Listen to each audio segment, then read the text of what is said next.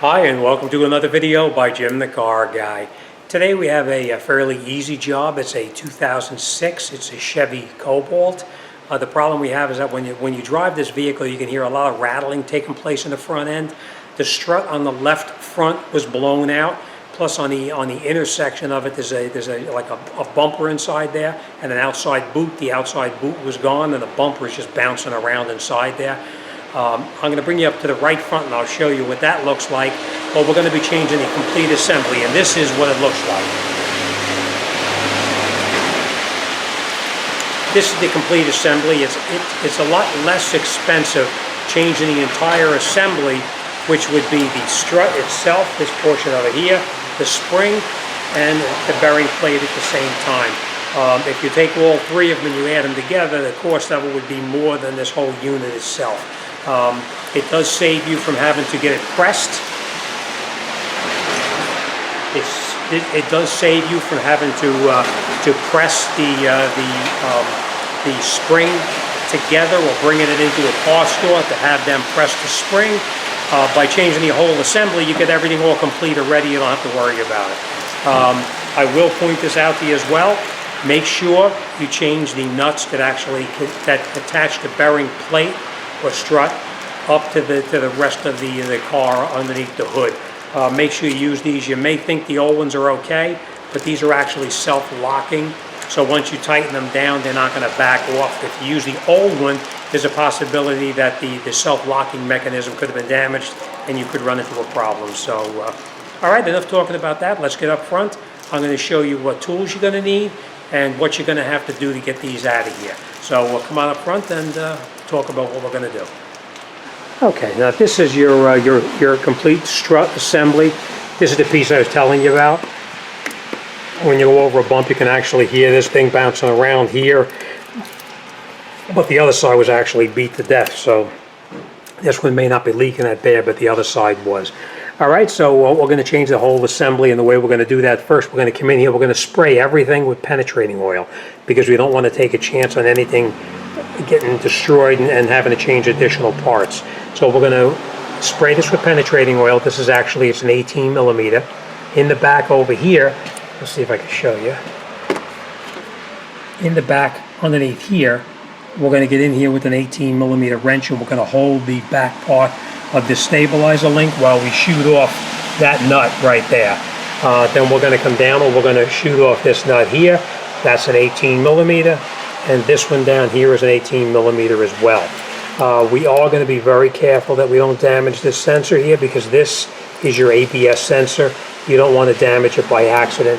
So we're going to get in here with a pair of needle nose. We're going to squeeze this together, and we're going to pop this down out of the way so we don't accidentally damage it when we're in over here. All right, next thing we're going to do then is we're going to come up underneath the hood, right up over here, and you can see these screws right here. This one, and one more up in the front right there. Those are 13 millimeter. We're going to air gun out those 13 millimeter bolts as well. We're going to leave one of them hanging on there so that the whole assembly is loose, and then we're going to take these out right here. Sounds easy, and it is fairly easy if you just follow these steps. All right, here's an example of what you're going to need. We are going to use an air gun in this. I know a lot of my stuff I try not to use an air gun for you, but this one we are going to use an air gun. You're going to need a hammer. You're going to need an 18 millimeter deep socket. We're going to use a 13 millimeter to tighten everything back up. 18 millimeter to hold the back of the stabilizer link, and then this piece right here to actually hold the bolt that goes through the knuckle and through the bottom portion of the strut. All right, so all right, let's get everything all set up. We're going to spray everything down a little bit, and we're going to get started on it. Remember, just a little bit of penetrating oil makes things go a lot easier.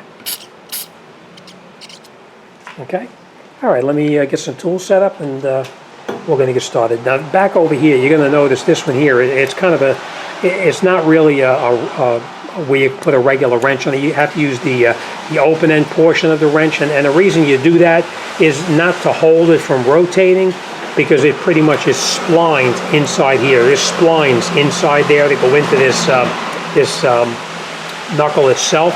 So we will need to tap that out, but I'll show you how to do that in just a minute. So All right, let's get started. We're going to do this one here first. Remember I said put the wrench in the back and you'll hold it on there like that. And now we're going to shoot this bolt out. Now as you're shooting this bolt out, the wrench has to go back with it to keep it from rotating. So let's do that.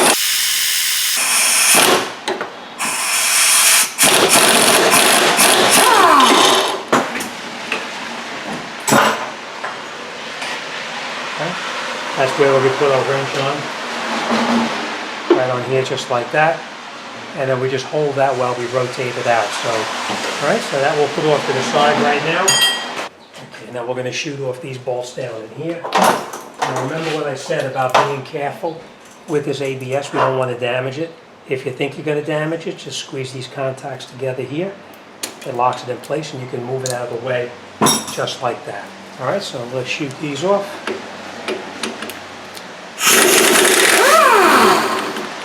As you notice, the bolt comes out.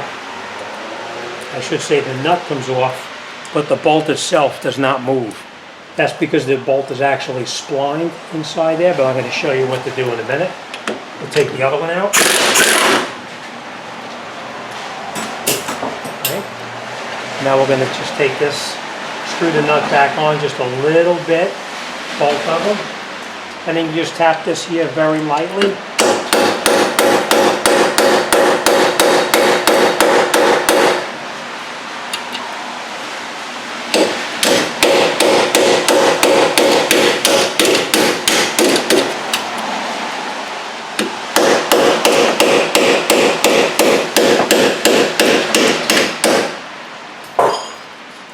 And the reason you screw these nuts on there is because when you're tapping, you don't want to damage the threads on the bolt. By leaving the nuts on there, you're tapping the back of the bolt here, and you can get it out. Now, if by chance these are really tight and you can't get them on, just put the socket over the top just like that, like this, and hit the back of the socket here. I didn't have to do it in this case, but if you had to, screw the socket on and bang the back of the socket. It pops it right out. We're just going to move this off to the side like this for now. And these bolts are now loose, so they come right out. Just like that. And the next thing we're going to do now is we're going to go up top, and we're going to loosen up those bolts up there. So let me get set up, and we'll continue up top. Okay. This is what I'm going to do now. You can see I took off that nut right there, and I left it screwed on by just a couple of threads. Now I'm going to egg on that one off and that one off, and then we're going to take this strut assembly down, but this one is what is going to be hanging on so that we can disconnect it on the bottom and we can continue from there. Now it's going to be hard for me to actually do this, but we're going to shoot this nut off right here, and we'll take this one out and this one out, and we'll continue.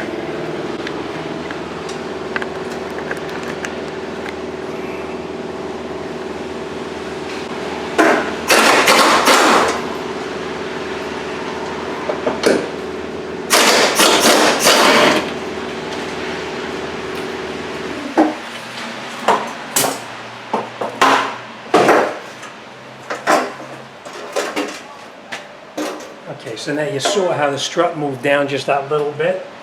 Next thing we're going to do now is we're going to take out the strut.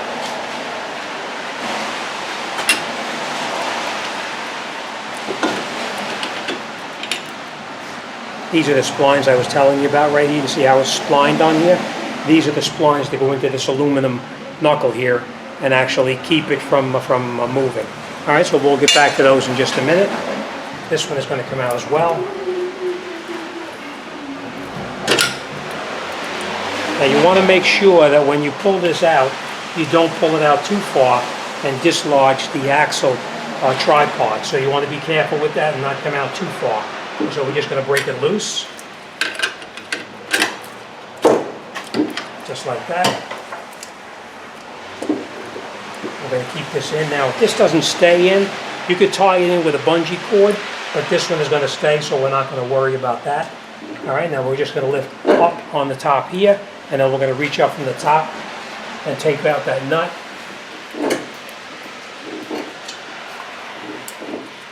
And then we'll take our strut out just like that, and that's the old strut. All right, and that's what I was telling you about with that piece moving around.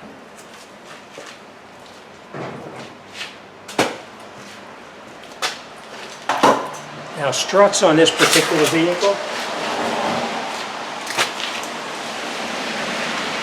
Okay. Struts on this are actually left and right side, and you can see that that one is marked R, and you get one guess as to what that R means. So now we take our strut, we have our new nuts in hand, and now we're going to catch the new nuts on the top of the strut when we put it up through the top there.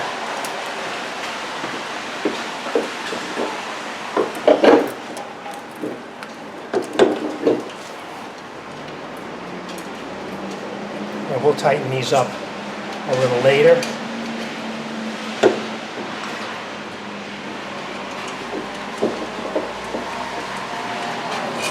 And that's it. They're already caught up top, so now the strut is reconnected. And now we're going to take this, we're going to push the strut in, pull our roller over, and then we're going to lift the whole assembly up in position.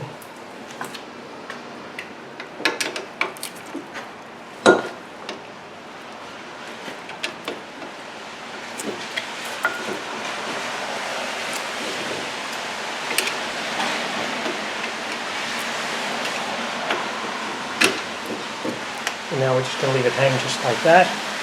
And then we're going to take our other bolt.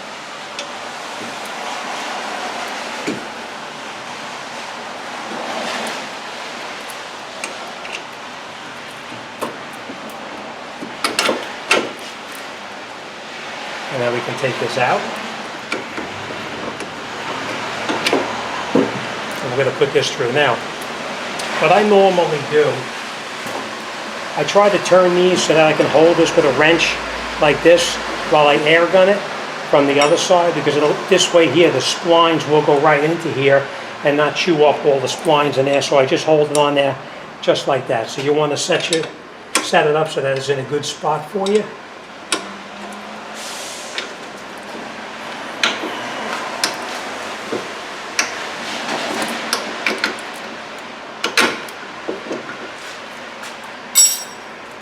Tap it through. I'm just going to turn it so that it's in a good area for me to hold it with a wrench, which is right there. You just tap it in very little, just to get the splines to grab. And I will put this on here like this. We're going to catch the nuts on here. I'm going to shoot these on with the air gun, and just so you know, these do need to be torqued in, but we will come back to that shortly.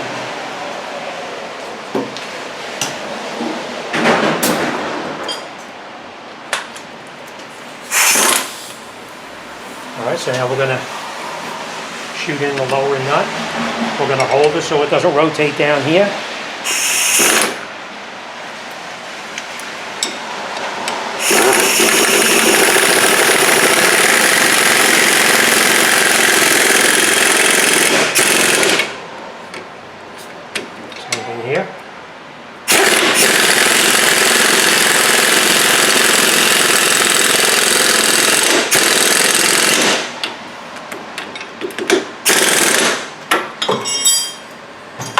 Let me go look up the torque specs on this, and we're going to torque these down right now.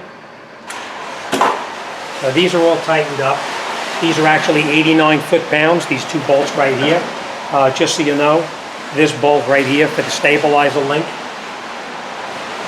this is going to be 48 foot-pounds, but I'm going to shoot this in with the air gun, and then I'm going to come back and I'm going to re-torque that, and then we're going to go up top.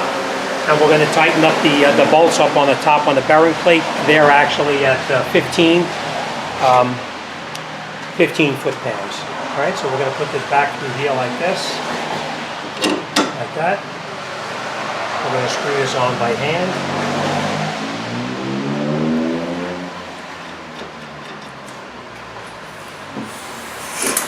We're going to hold that nut in the back with the wrench just like this. and now we'll shoot it in. Ready?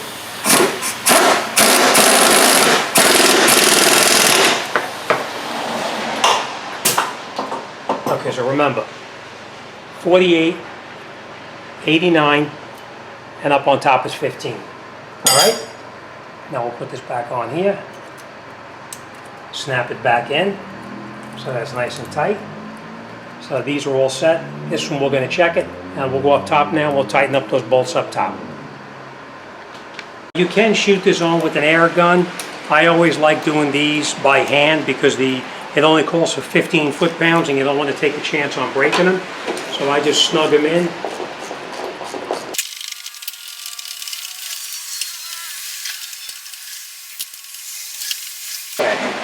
So like I said, we are going to come back up here. We're going to torque these in to 15 foot-pounds. So let's go down the bottom and let's talk about what we did.